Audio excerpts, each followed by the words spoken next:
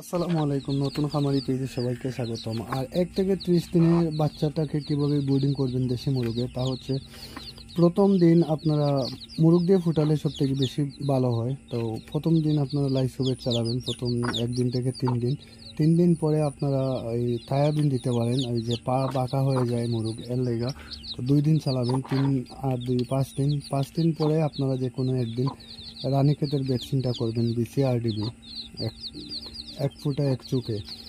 তো এরপরে আবার এর 15 দিন পর 21 দিনের মাথায় আপনারা রানীক্ষেতের দ্বিতীয় ডোজ করবেন। আর গাম্বুরোটা করতে পারেন আপনারা 9 থেকে 10 দিনের মধ্যে। গাম্বুরো ভ্যাকসিনটা করলে সব থেকে ভালো হয়। আর খাবার হিসেবে খুদ টুদ কিছুই দিবেন না, শুধু এই ব্রয়লার স্টার্টার অথবা সোনালি স্টার্টার দিতে পারেন। আর সবসময় পরিষ্কার পানি দিবেন, তাহলে ইনশাল্লাহ হয়ে যাবে, আর কোনো কিছু লাগবে না।